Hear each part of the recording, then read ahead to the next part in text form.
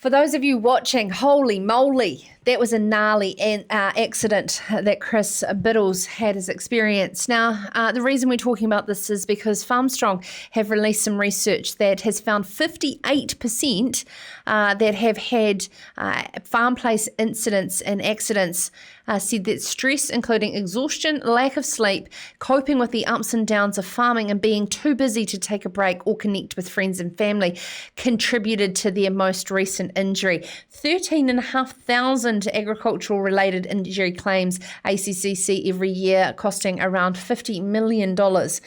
And of course, following that quad bike accident, Northland farmer Chris Biddles has become a huge advocate for this message and joins us now from his home in Northland. Good evening, sir.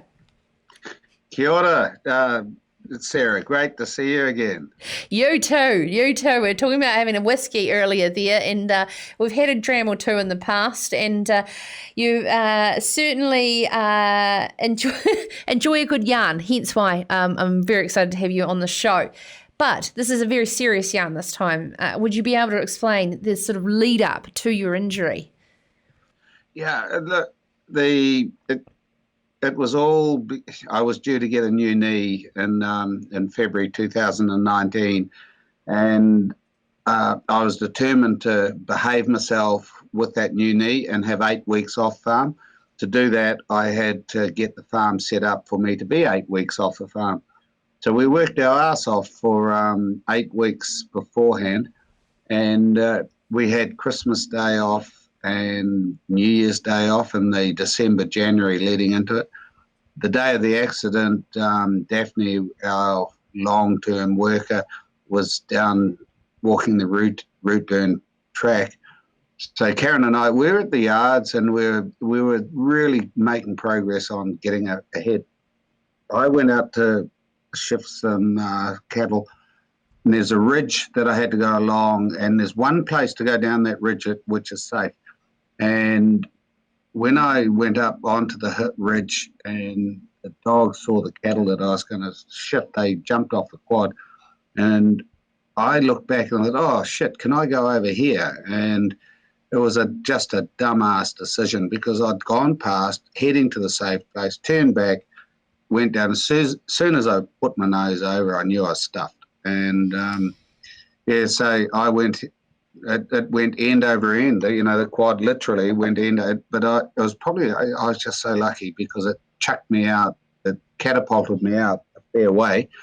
And when I landed on the ground, I knew there was a quad coming behind me and I was scrambling out of the way and then went thump down on my bloody ankle. So, and my ankle stuck underneath. I gave it an almighty big yank and it came out, thankfully, and I took my boot off and I could see things were a bit shitty.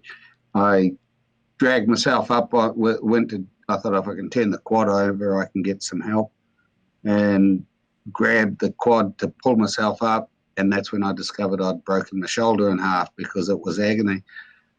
But I couldn't do anything. I crawled, I had to go about 35 metres up a hill because I had no radio service or cell phone service there. And got halfway up the hill, I looked around and the bloody radio was down at the quad, so I had to drag myself back down again to get the radio. And this was one arm, one leg, pushing. Took me about half an hour, I guess, to get up the hill. And I called a mayday on the radio. My daughter and son-in-law heard it. I was so lucky that there was a fluke that they heard it, actually. And Karen was heading to town after working in the yards. So I remember the Joanne, my daughter, said, I said, come and get me from Rush Paddock and get an ambulance to Pinaki Road. And she rang 111. Charles came to get me, and the 111 people said, what's the nature of the patient's injuries? And she said, I have absolutely no idea. But if he called for an ambulance, it must be really bad, and you won't get to where he is. So they dispatched a helicopter. It was so lucky. Anyway, that was, and it was all because I was so tired from 8 weeks' work, getting ready for that knee operation, I just made a dumbass decision.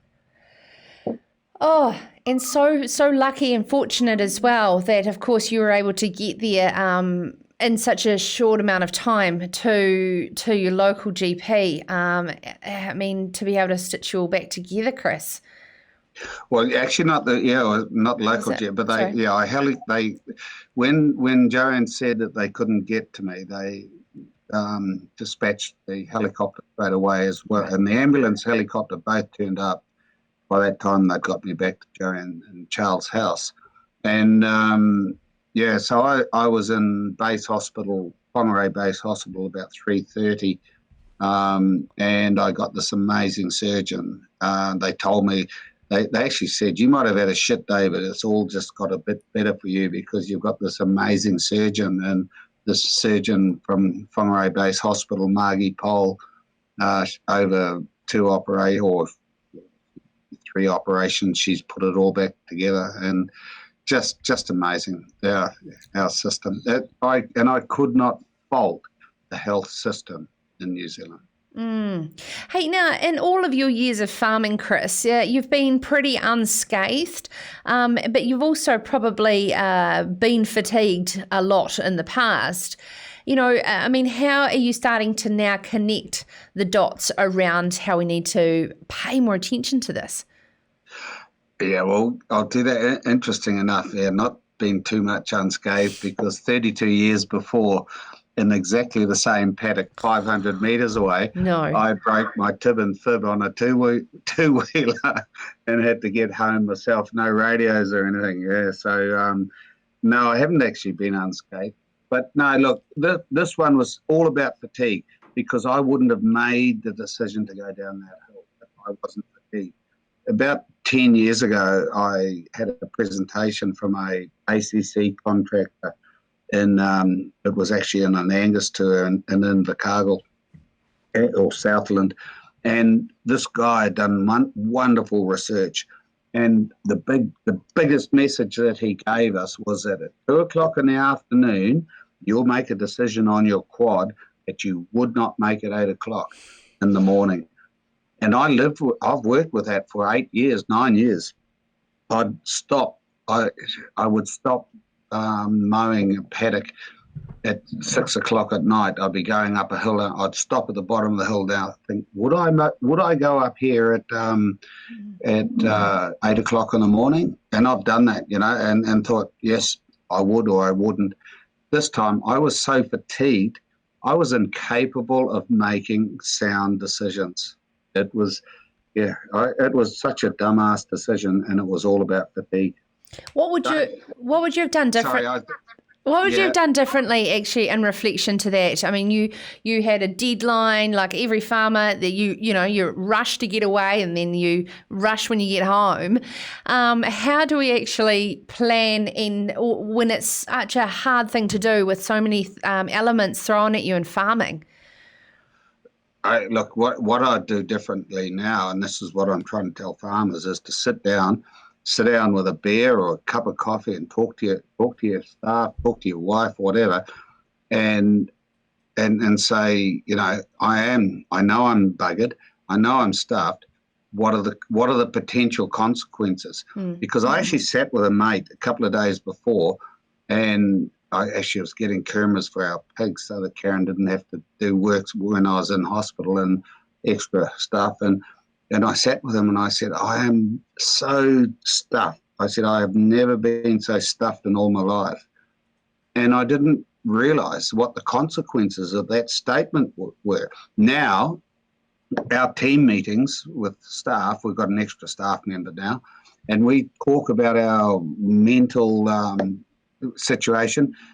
During the drought, we've just had a shit drought. We've talked about it. Is it affecting you, and will it affect your decisions? Are you in danger because you're worried about the cattle being hungry and all that sort of stuff? So we actually talk about it, and we've just cut the hours down. We don't do the 12-hour days except for when it's really, really exceptional, and we don't start a new job at 4:00 in the afternoon. We used to do that, In the summer, you'd start a new job at 4 o'clock and finish at 7. And you've been up since God knows what. Chris, I'm just thinking about, what's driving a lot of these massive hours is, of course, the drive for cash flow to appease banks and the high stocking rates to achieve that as well. Especially, the stats here that just over half of the farmers, no, there it is. 500 injured farmers that were researched in this research from ACC under the age of 35% of them are more likely to report aspects of stress, and 30% of them are a major contributor to injury. Is there just a lot to, the dynamics changed around farming with the level of stress and the level of pressure to get everything done now? And what advice for that younger group would you give? Look, it's actually been around for a long time. I started farming in the 80s, no ownership in the 80s, started farming in the 70s, and we struck the Rogernomics and whatever, and I don't disagree. Rogernomics was the right thing in the end, but it was a 4-2 between the eyes for farmers. So, we went through that period, and our generation, I think, are used to just getting on and just working hard and do too many hours. Hopefully the next generation are a little bit more sensible with their own hours and their own well-being.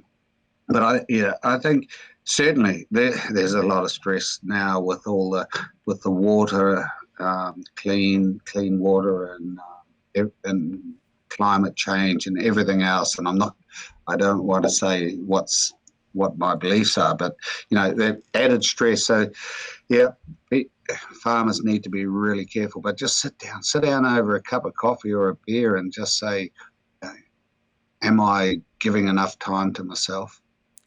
What about personal accountability and responsibility over your own sort of mental and physical well-being as well, Chris? It's one thing to tell people that you're buggered, but it's up to you to do something about it, right? That's exactly the thing that I knew I was, but I didn't. And you've got to just sit. I think you've just got to sit down, have the time out and say, okay, I'm really stuffed. Carving, we're in carving now, and we're stuffed. What is the potential consequences of where I am? That's what we don't recognise. Farmers we just tend to keep going. We're bulletproof. It's a little bit. It's like quad. Everyone says quads are dangerous. I disagree. Quads are not dangerous. But the decisions we make on those quads are dangerous, can be dangerous. And that's a big distinction, those decisions. And so why do we make stupid decisions? In my case, fatigue. And I knew I was fatigued. I didn't sit down and think of the possible consequences. I do now. I really do. And I just want farmers to, farmers need to kick their own asses, and they really do, and say, shit, we're not invincible. We're actually vulnerable, and do something about it. Sit down, and just take a break and say, what's my mental status? Has it got potential? Not only for me, I'm sure you don't look after your animals as well if you're absolutely buggered and stressed. And if you're a boss, you sure as hell won't be looking after your staff properly. What an absolutely amazing way to end the interview, as well as, of course, the show. Chris, you're a superstar, and I can see you being a pin-up boy for this. Did you see how I used the word boy? I like the boy, yeah. I like the boy, yeah. Oh, it's an absolute pleasure to see you alive, kicking, and very well, Chris, following that. And thank you so much for being an advocate for work, this, health and safety, and of course, fatigue on farm, especially going into an extremely crazy time with calving and lambing coming up. That's Chris Biddle, Northland farmer, of course, Te Atarangi Angus, and make sure you check out if you want in the market for some fine Angus yearlings this spring. This is Sarah's Country.